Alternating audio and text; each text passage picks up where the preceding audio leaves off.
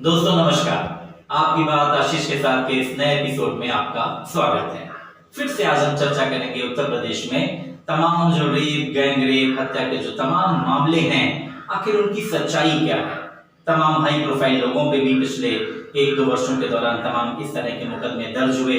वो लोग जिन पे सत्ता के रसूख में जिन्होंने अपनी बहुत ऊंची पहुंच बनाई और उन पर मुकदमे दर्ज होना ये बहुत मुश्किल काम था। पहला नाम जैसे गायत्री प्रजापति का है। आप याद करिए, उस समय अखिलेश यादव जी की सरकार थी और मुलायम सिंह यादव के बहुत करीबी गायत्री प्रजापति जो पहले परिवहन मंत्री रहे और मुलायम सिंह जी के कहने पे बाद में उनको खनन विभाग भी दिया गया। बहुत ही मलाई का विभाग में जो बहुत ही मलाई पूरी तरह से उस सरकार में उनके हिस्से में आ रही थी कि 2014 से एक एप्लीकेशन उनके खिलाफ चल रही थी। चित्रकूट की एक महिला,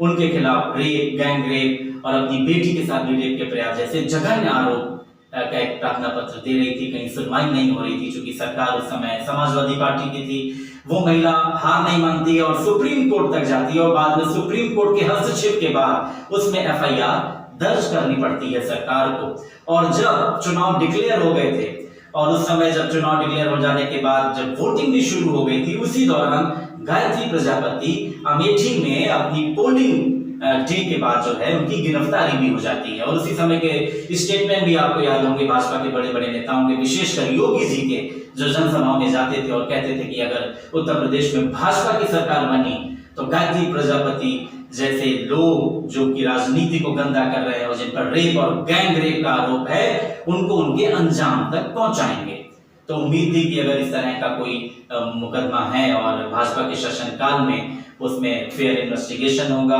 और कोर्ट उसमें जो है अपनी तरह से न्याय करेगी। जब मामला इन्वेस्टिगेशन होने के बाद, चार्जशीट दाखिल होने के बाद जब ट्रायल स्टेज पे आता है, तो जो फिलहाल जो ताजा जानकारी जो आप सबको मालूम है कि जो वादिनी थी, जो कंप्लेनेंट थी, वो अपने बयान से मुकर गई है। यानी वादिनी ने जिसने 376D, 504, 506, 501 तमाम धाराओं में, गंभीर धाराओं में गायत्री प्रजापति और उनके साथ अन्य सहयोगियों के खिलाफ मुकदमा दर्ज कराया था और गायत्री प्रजापति को बहुत ही वहशी, दरिद्र साबित करने की कोशिश की थी, वही महिला, वही कंप्लेनेंट अब कहती घूम रही है कि गायत्री प्रजापति तो उसके बाप के समान है। यानी उनके बीच में बाप और बेटी का संबंध है। अब इसकी कल्पना आप करिए, जो आज बाप और बेटी के संबंध की बात जो महिला कर रही है, उसने कभी एक भूखा भेड़िया गायत्री प्रजापति को साबित करने की कोशिश की थी। तो गायत्री प्रजापति पे लगाने वाली वो महिला वो सही थी जो उनको भूखा भेड़िया बता रही थी, या आज जो उनको अपना बाप बता रही है वो सही है? खैर, अब आगे देखेंगे इसमें क्या होता है, क्या इसके पीछे खेल है। दूसरा जो मामला हम कहेंगे कि विपक्ष के हाथ में लगा था पिछले वर्ष 5 सितंबर की बात है कि अचानक टीवी चैनल पे आई एक खबर ने उत्तर प्रदेश में राजनीतिक हलके में तूफान खड़ा कर दिया था। शाहजहांपुर की एक नामी गिरामी शख्सियत जो पूर्व केंद्रीय मंत्री रहे और भाजपा के बड़े बड़े नेताओं से उनके संपर्क रहे और राम मंदिर आंदोलन में उनकी प्रमुख भूमिका रही, ऐसे स्वामी चिन्मयानंद पर उन्हीं की एक लॉ कॉलेज की एक छात्रा ने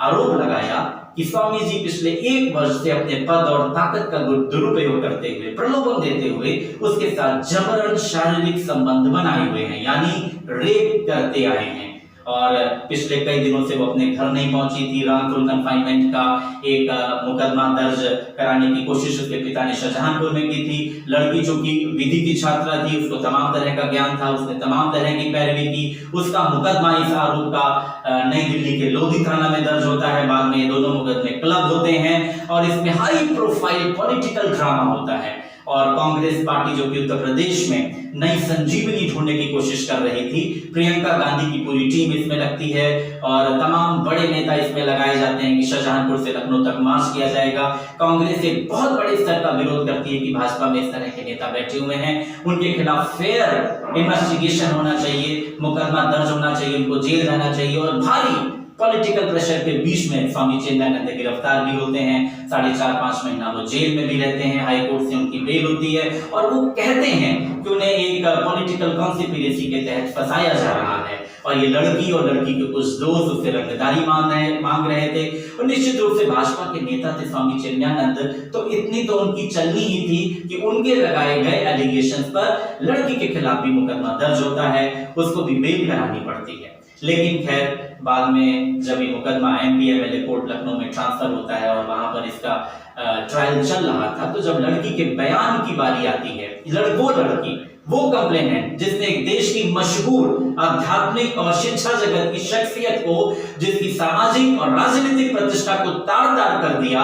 या उसके आरोप सही थे तो तार-तार उस व्यक्ति की प्रतिष्ठा हो गई, पर मजिस्ट्रेट के सामने भी उसका 164 सीआरपीसी के तहत बयान दर्ज हुआ, पर जब कोर्ट में उसका बयान देने का, अपनी बात कहने का जब वक्त आया, तो उस बालिका ने भी कह दिया कि स्वामी चिन्मयानंद तो उसके पिता के समान है,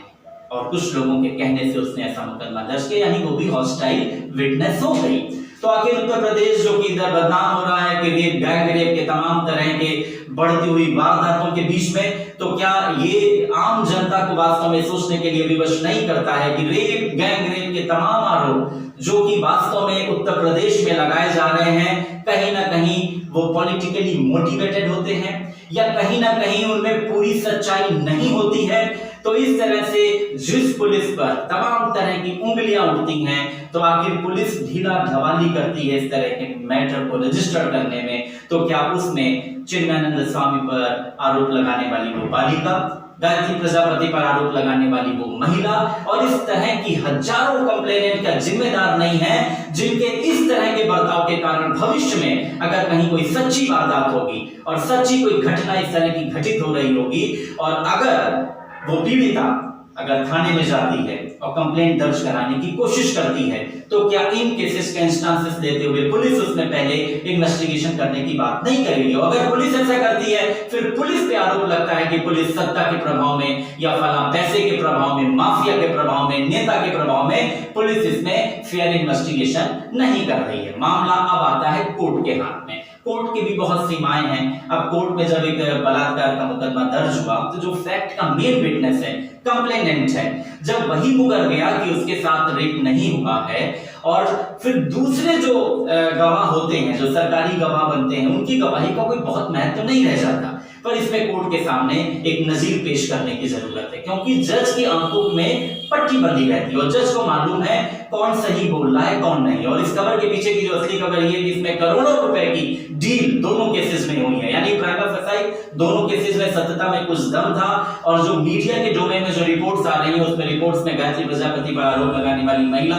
उसके नाम करोड़ों रुपए की प्रॉपर्टी अभी हुई है, और ये जो बालिका जिसने शाहजहांपुर पर चिन्मयानंद स्वामी पर आरोप लगाया, यहाँ पर भी कुछ ऐसी खबरें आ रही हैं। इस सत्यता की भी जांच पड़ताल करनी चाहिए, और हम सबको ये जानने का हक है कि वास्तव में जो ये कंप्लेनेंट थी, इनकी संपत्ति में इजाफा बयान देने के कुछ समय पहले इनकी स्वयं की संपत्ति और इनके परिजनों की संपत्ति में कितना इजाफा हुआ। इसका मतलब इस तरह की घटनाएं प्रभावशाली लोग करते हैं और बाद में पैसे के दबाव में वो गवाहों को या पीड़िताओं को खरीदने की कोशिश करते हैं। इसी समय हमें याद रखने की जरूरत होगी उन्नाव की उस पीड़िता की, जिसने अपने बयान को नहीं बदला, जो किसी भी तरह प्रभावित नहीं हुई, उसका पूरा परिवार नष्ट हो गया, और उसने अपनी सत्यता को बताते हुए अपनी लड़ाई लड़ी, और जिसके कारण सत्ताधारी विधायक को सजा हुई। इसका मतलब है कि अगर कोई कंप्लेनेंट सच्चा है और अंत तक टिकता है, तो व्यक्ति कितना भी प्रभावशाली हो, उसको सजा जरूर होती है। पर जो कंप्लेनेंट इस तरह के केसेस फाइल करते हैं और बाद में पैसे लेके अगर वो इधर उधर हो जाते हैं, तो कोर्ट को इसमें कॉग्निजेंस देना चाहिए। इस केसेस में भी जैसे हम जानते हैं कि स्वामी चिन्मयानंद के केसेस में एमएलए एमपी कोर्ट लखनऊ में जो स्पेशल कोर्ट है, उनके जज पवन राय जी ने जो है नोटिस दी है कंप्लेनेंट को, और निश्चित रूप से उनके मुकदमा भी चलेगा। लेकिन इसमें जितनी भी गंभीर सजा है कि अगर कोर्ट अपने पूरे इन्वेस्टिगेशन फेयर ट्रायल के बाद पाती है कि वो बालिका वास्तव में प्रभावशाली व्यक्ति के प्रभाव में अब कोर्ट में अगर मुकर गई है, तो इसमें 7 साल तक की सजा का प्रावधान है। अमूमन कोर्ट इस तरह के हॉस्टाइल विटनेसेस पर 500 रुपए 1000 रुपए का जुर्माना करके छोड़ देती हैं। इसीलिए कोई डिटरेंट नहीं है इस तरह के लोगों में, फॉल्स केसेस दिखाने वालों में। तो आज की जो हमारी चर्चा थी वो इतना ही थी कि रेप, गैंग रेप के तमाम आरोपों के कारण उत्तर प्रदेश बदनाम जरूर हो रहा है, पर वहीं पर यह खबर भी आ रही है कि इस तरह के केसेस सब सच नहीं होते, तमाम फर्जी भी होते हैं। यही है हमारी आज तक की, अभी तक की इन तमाम केसेस से रिलेटेड मैटर में जांच पड़ताल। आपकी बात आशीष के साथ में आज इतना ही। नमस्कार।